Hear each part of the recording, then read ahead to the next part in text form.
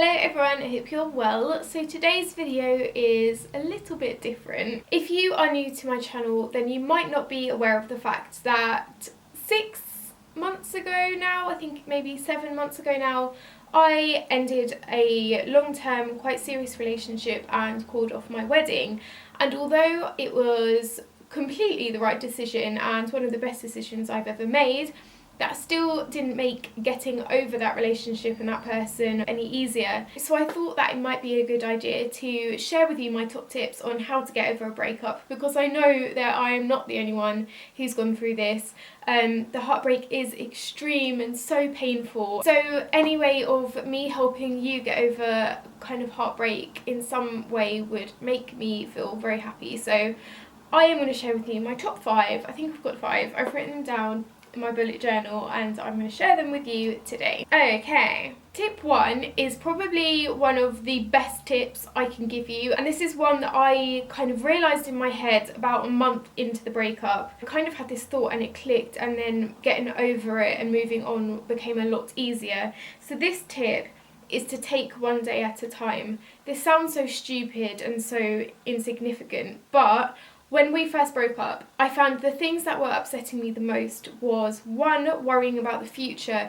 Was I ever going to fall in love again? How long was it going to take me to find my next partner? What if he moves on quickly and gets another girlfriend? What if I'm alone forever? Stuff like that. I was worrying about the future all the time, and that really upset me. Whenever I had those thoughts, I instantly got upset and I realised that I wasn't moving on at all. I also found that thinking about the past really upset me. Thinking about everything we had and how good we were together and all the good memories and all that stuff. Thinking about those, when those came into my head, I got really upset. So I was kind of stuck in a limbo of being upset thinking about the future, being upset thinking about the past.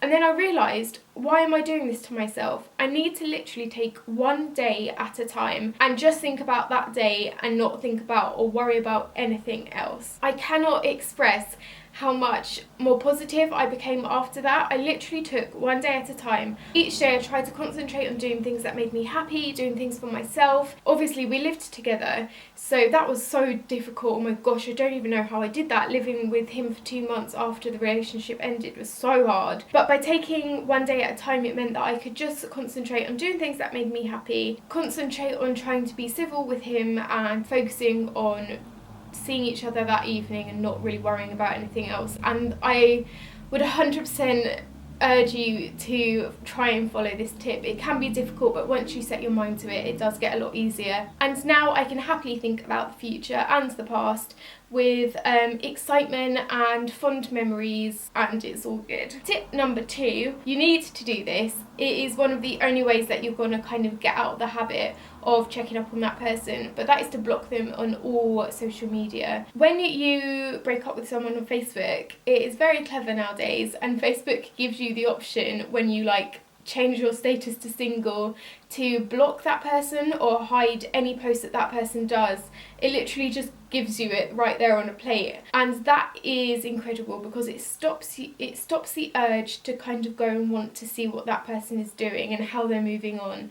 You have to remember that everyone puts their best life out on Facebook, and although they might be miserable, they might be portraying a great life, so you don't want to see your ex having the best time ever when you're sitting at home crying. So I would highly recommend you to block them, to stop the temptation to go and look, and also allow you to concentrate more on your life and what you're doing and your happiness rather than thinking about what they're doing, because after a while you will not want that urge to look anymore. And also for me personally, I know that my ex was watching a lot of my Instagram stories, and that really wound me up. I was like, how, you don't have the right to be watching what I'm doing when you kind of gave up on our relationship. Like, why are you still interested in what I'm doing? So blocking on Instagram really made me feel like I had the upper hand. Tip number 3, I think, is a little bit of a controversial one, and it isn't going to be one for everyone, but it was something that personally helped me, and that was to join some dating apps. When I was last single about 4 years ago, Tinder wasn't really around, no one really knew about it, so it was all a new scary thing for me, but I delved straight into it. I have all the apps, Bumble, Tinder, Hinge, Happen, I've got them all, and they really helped get my confidence back up when it was at its lowest after going through a breakup. I made a profile, I put some nice pictures of me up, and it became like when I was feeling down, I would just go on there, have a look at other fish in the sea and swipe, and then compliments would come flooding in, and that made me feel a lot better, and it took my mind off how heartbroken I was in a way. Again, this won't be for everyone, and it might take someone a lot longer to even think about that, but just going out for drinks with someone new as well can really help. Just feel like you're getting your life back. Tip number 4 is to concentrate on yourself and do things that make you happy. This one I think is really important, because when people are in a relationship, they seem to forget about the stuff that previously made them happy, or stop doing hobbies, or stop seeing friends, stuff like that. Like, we're all guilty of it in some way. So when you break up with someone, see it as really exciting. You've got your time back. You can now put your effort and your energy into something else. I took a while doing this, but now I am a complete yes person. I was one of those people that was like, oh no, I can't go out tonight, I'm making him dinner, like we're gonna have dinner together. I was that kind of person. I was perhaps turning down quite amazing opportunities and great life experiences because I wanted to please him rather than myself. I think I always put him first. Being single, newly single, is a great way to start putting yourself first. So run that bubble bath, start reading your favourite books again, start doing stuff for yourself, join a new class.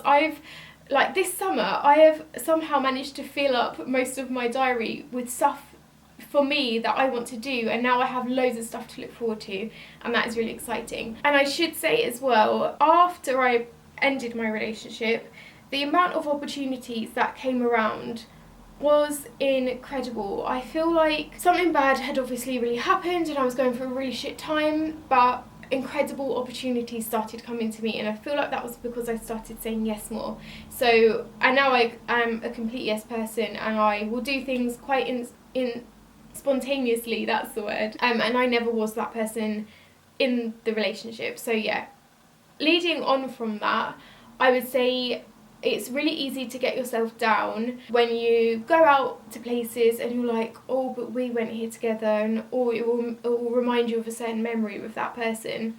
So my top tip for that would be to go to new places and make new memories, and if you do go to those places, make new memories there. I hope that makes sense. So I've started going out to a lot more different places that I didn't go to with him, and if I've gone to places that I used to go with him, which I really don't think I have that often, then I'll just make those new memories with friends and people that I really love, and that is easier. And my final tip, tip 5, is to talk about how you're feeling with friends and family. It's very easy to kind of draw back and not want to express how you feel for fear of crying. I did that an awful lot. I was like, I don't want to talk about it because I don't want to cry anymore.